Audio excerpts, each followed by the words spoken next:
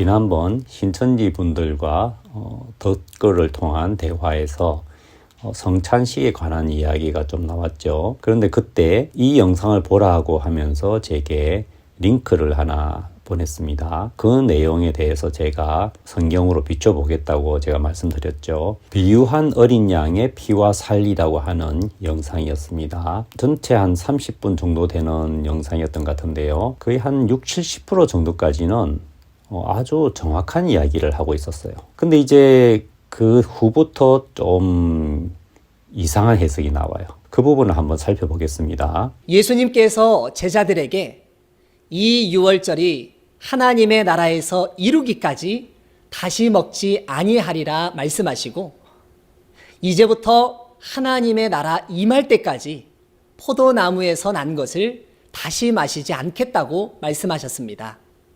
이는 하나님의 나라가 이루어지고 하나님의 나라가 임할 때 다시 먹는 유월절 양식, 곧 어린 양의 피와 살이 있다는 것 아니겠습니까? 신약이 성취되는 오늘날 이 시대에 먹어야 할 유월절 양식은 과연 무엇일까요? 하나님의 나라가 임할 때까지는 포도나무에서 난 것을 다시 먹지 아니하리라. 이 말씀은 하나님의 나라가 임하고 나서 먹겠다는 거잖아요. 그런데 지금 이분은 뭐라고 하냐면은 신약이 성취되는 이 시대에 먹어야 할 양식이라고 얘기했죠. 지금은 예수님이 재림하신 게 아니잖아요. 그런데 지금 먹어야 할 양식이 있다고 했습니다. 이것은 분명히 다른 이야기죠. 충성되고 지혜 있는 종이 되어 그 집 사람들을 맡아 때를 따라 양식을 나눠줄 자가 나타날 것을 약속하셨습니다. 마태복음 24장의 내용은 주님 다시 오실 재림의 때에 먹어야 할 양식을 설명하신 것 아니겠습니까? 주 재림 때에 먹어야 할 예수님의 피와 살이라고 할 수가 있겠습니다. 우리는 오늘날 이 시대에 영생의 양식을 나눠주는 충성되고 지혜 있는 종이 과연 누구인가를 알고 그를 통해 때를 따른 양식인 어린 양의 피와 살을 받아 먹어야 하지 않겠습니까? 자, 이 부분 해석은 진짜 이상합니다. 충성되고 지혜 있는 종이 되어 주인에게 그 집 사람들을 맡아 때를 따라 양식을 나눠줄 자가 누구뇨라고 했습니다. 이 말씀이 이때 이 양식을 나눠줄 자가 나타난다 그 이야기입니까? 그 다음을 읽어볼게요. 주인이 올 때에 그 종의 이렇게 하는 것을 보면 그 종이 복이 있으리로다.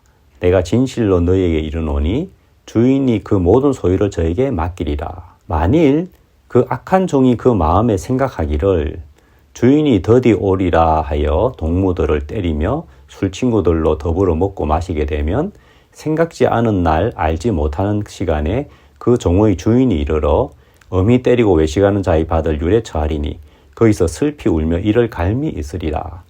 자, 여기서는 두 가지 종을 보여주고 있습니다.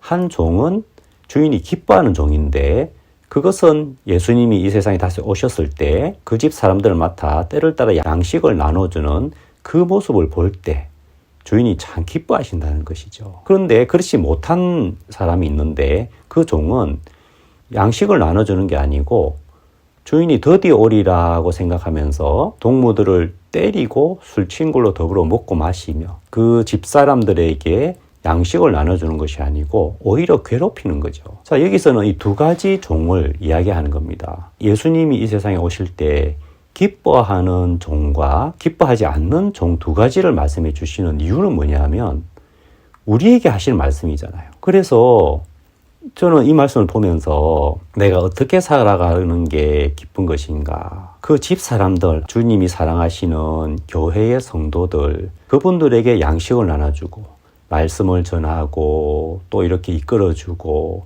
하면서 그분들 마음에 힘을 주는 그런 것을 주님 기뻐하시는구나. 그렇다면은 내가 주님이 언제 오시는지 모르는데 내가 늘 깨어서 주님 기뻐하시는 그 부분에 마음을 쓰고 그것이 주님 기뻐하시는 거구나. 그러면서 저의 마음에 주님이 기뻐하시는 그 길을 가고 싶은 마음이 일어났어요. 지금 그렇지 못한 종에 대해서도 설명을 하고 있죠. 자, 그 이유는 뭐냐 하면 분명히 예수님은 난 이런 종을 기뻐한다. 너희들이 이렇게 했으면 좋겠다. 그걸 알려주는 거잖아요. 마치 예수님이 베드로에게 네가 나를 사랑하느냐? 사랑하면 내 양을 먹이라, 내 양을 치라. 그렇듯이 여기에 나오는 그 집사람들이라고 하는 것은 예수님의 양을 말씀하시는 거죠. 그래서 예수님이 베드로에게 내 양을 먹이라 했듯이 주님이 기뻐하시는 것은 정말 예수님이 사랑하시는 그 양, 그 집 사람들에게 양식을 나눠주는 걸 기뻐하시기 때문에 예수님이 오실 때 우리가 그렇게 말씀을 전하고 말씀으로 양육하고 그것을 보면 기뻐하신다는 걸 이야기하는 거잖아요. 그런데 어떻게 이 말씀이 그 시대가 되면 우리의 양식을 나눠줄 사람이 있을 것이다. 어떻게 그렇게 풀어가죠? 주인이 왔을 때 종들이 집사람들에게 양식을 나눠주는 그것은 하나님의 나라가 임하기 전이잖아요. 분명히 예수님이 말씀하신 것은 하나님의 나라가 임하고 온전히 이루어지고 나서 우리와 함께 그런 유월절을 먹겠다고 하신 거죠. 예수님이 오실 때 딱 그렇게 하고 있으면 복이 있다. 예수님이 딱 오시는 그때에 이 땅에서 양식을 나눠주는 것, 그것은 하나님의 나라가 임하고 나서가 아니잖아요.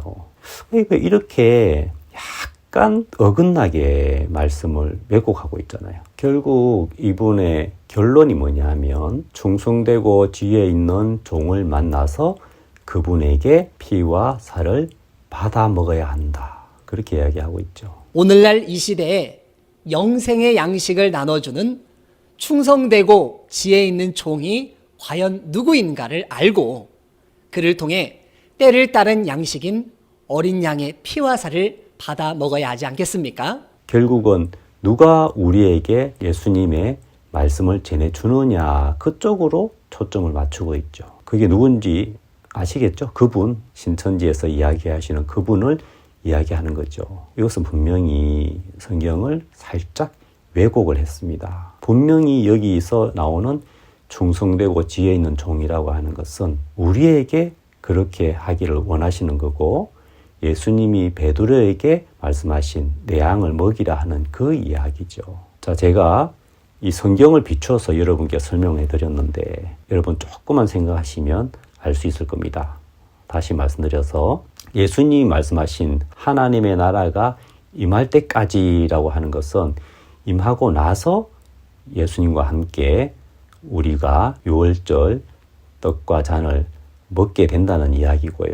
예수님이 재림할 때 그때 종들이 양식을 나눠주는 그것은 이 예수님이 말씀하신 하나님의 나라가 임하고 나서와 다른 이야기입니다. 성경의 앞뒤 이를 쭉 연결해 보면은 정확한 해석이 나오는데 이렇게 살짝 왜곡되는 이런 해석에 미혹되지 않기를 바랍니다.